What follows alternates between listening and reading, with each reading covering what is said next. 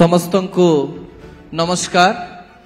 News 18 रो rising Odisha को आपण मानकु आउ थरे मु स्वागत करूची एवं आम सहित शिल्प मंत्री संपत स्वाई रहिचंते। सारको पाखरे तीनिटी गुरुत्वपूर्ण विभाग रहिछि एवं ए तीनिटी गुरुत्वपूर्ण विभाग रो ओडिशा रे गुरुत्व केते रहिछि तार कहिबार आवश्यकता नाही। मु प्रथम प्रश्न संपत बाबू को या पचारिबा चाहिए। संपत बाबू इंडस्ट्री मिनिस्टर बा शिल्प मंत्री कहले गाँव लोक मैंने हठात बुझी पारंतिनी, किंतु आमको जितेबले कह जाए इंडस्ट्री मिनिस्टर आमे आपण को देखू आमको केवल आपण पाखरे बड़ बड़ बिल्डिंग, बहुत टंका, बहुत चाकरी आउ लोक माने केमती विकास रे आगो को जाउचंती सेया देखा जाए। किंतु बहुत गुड़े कथा जितेबले सामना को आसे टिके आमे दुखी हो जाऊ जे सब किछि स्वप्न पूरण हब। तो किंतु आज संपत बाबू आज ओडिशावासी को आपण सुनेली स्वप्न देखैबे आ साकार करिवे से प्रकार आशा करिवे। मोर प्रथम प्रश्न आपण को एया रहिबो, शिल्प रे आमे को पर्यंत पहुंचीचे आ आपण को पर्यंत शिल्प को बढ़ेवा पई जाउछन्ते? समस्त को नमस्कार। प्रथमे न्यूज 18 की धन्यवाद दौची। आज ये एक कार्यक्रम राइजिंग ओडिशा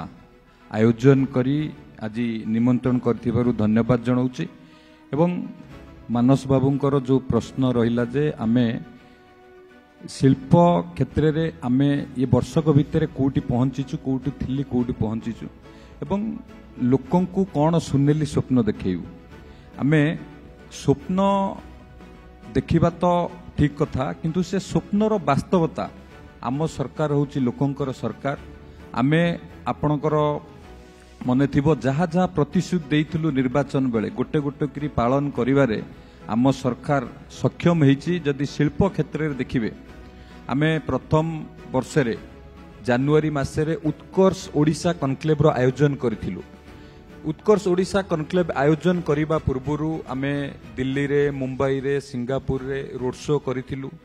बड़ बड़ शिल्पपति माननकु माननीय मुख्यमंत्री भेटी थिले एवं आमर पॉलिसी आम ओडिशा रे ओडिशार भित्तिभूमि, ओडिशार भौगोलिक अवस्थिति एवं से माने ओडिशा रे इन्वेस्ट कले कौन लाभवान हो पारे, तांकु आमे कौन सहायता करिपरिबु, सुजोग देई परिबु, ता विषय रे आमे जेतेबेले 1-to-1 कथा हेलु तांको सहित रोड शो माध्यम रे तांकु जणैलु। से माने भी आकर्षित हेले। उत्कर्ष ओडिशा कनक्लेव रे 16,73,000 कोटी टंकार इन्वेस्टमेंट इंटेंट आसिला।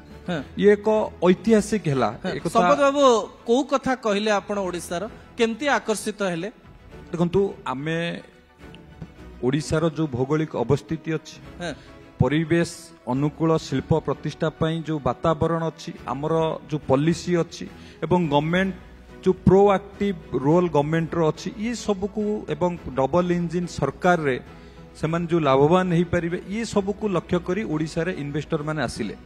एवं आपण जे देखिबे प्रथम वर्ष रे जनवरी रे आमे कनक्लेव कलु,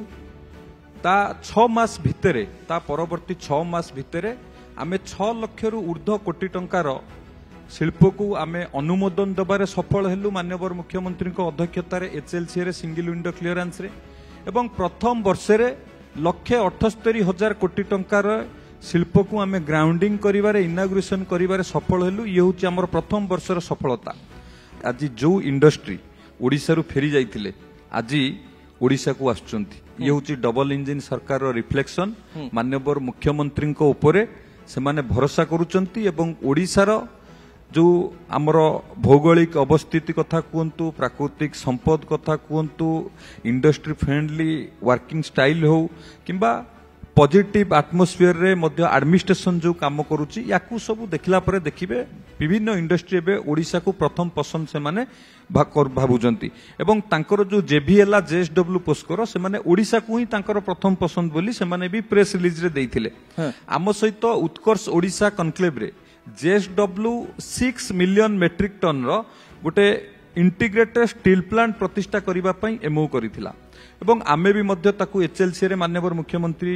अनुमोदन देइथिले। तापरे लैंड एक्विजिशन प्रोसेस मध्य द्रुत गति रे आगेइची एवं जेएसडब्ल्यू जो केउंझर शिल्प प्रतिष्ठा एमओ करथिला आमे सेतिरे आगौचु मु खाली एति कहिबी जेएसडब्ल्यू पोस्को जेभी करचंती जदि ओडिसा रे सेमाने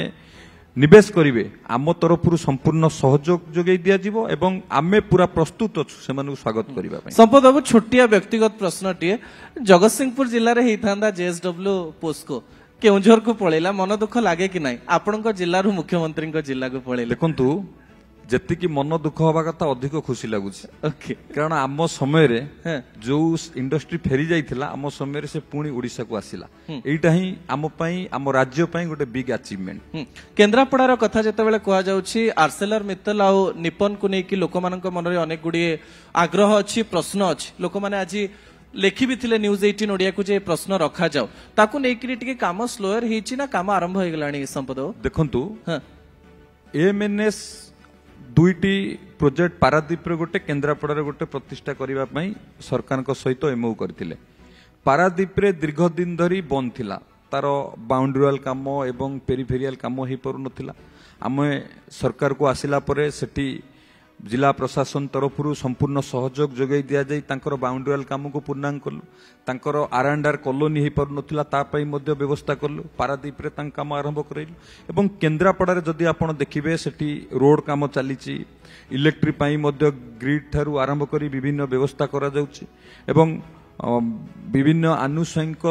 जो अप्रूवाल आवश्यक अच्छी सी सब प्रक्रियाधीन अवस्था अच्छी सी जिते आसीज कम द्रुत गति आगू चलो। ओके संपद बाबू शेष में दुईटी प्रश्न रहिबा आपणक पई विरोधी किंतु कहउचंती जे केवल पुराना जिनस रे रंग लगौचंती नुआ सरकार अनेक गुड़िए एमओयू आमे करथिलो केवल सेही एमओयू रो ना गुड़िक चेंज चांज करूचंती किछि करूनांती विरोधी को किछि उत्तर देबे कि आपण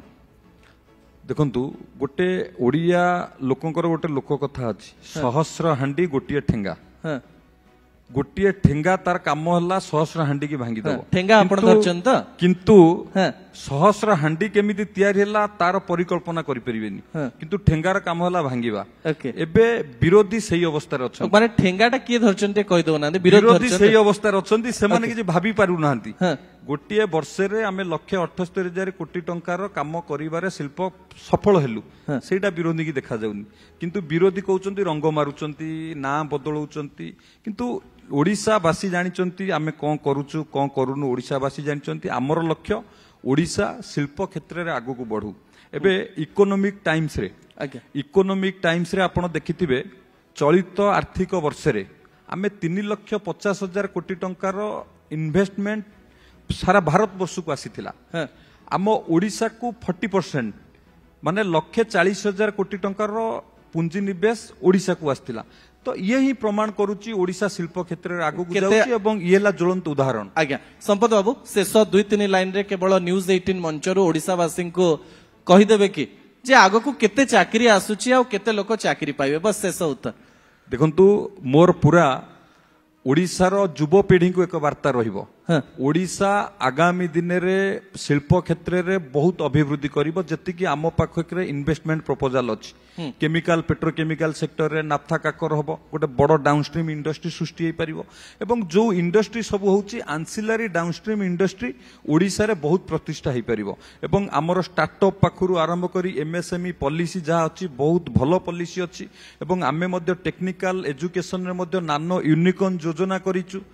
टेक्निकल एजुकेशन रे पाठ पढुथिबा युवक युवती माने किबळी भाबरे निजे एंटरप्रेन्योर होबा पई सरकार विभिन्न प्रकार प्रोत्साहन मध्ये जोगै दउचंती मोर ये वार्ता रहिबो जे आमे चाकरी पछरे नगोडै निजे किभଳି भाबरे एंटरप्रेन्योर होबा एवं निजे नियुक्ति बांटीबा एथिरे ओडिया युवपीढ़ी आगु को आसीबा दरकार ओडिसा रे जो संभावना अछि से संभावना ओडिसा रो युवक माने ही से संभावना रु लाभ उठांतु मोर ये वार्ता एई मंचुरु ओडिसा रो युवपीढ़ी की रहिबो। बहुत धन्यवाद संपद बाबू बहुत गुरुत्वपूर्ण कथा कहिसंती जे चाकरी करिबेनी ओडिया पिला चाकरी देबे आशा करिवो जे भविष्यत रे ए आशाटी पूर्ण हबो बहुत धन्यवाद संपद बाबू।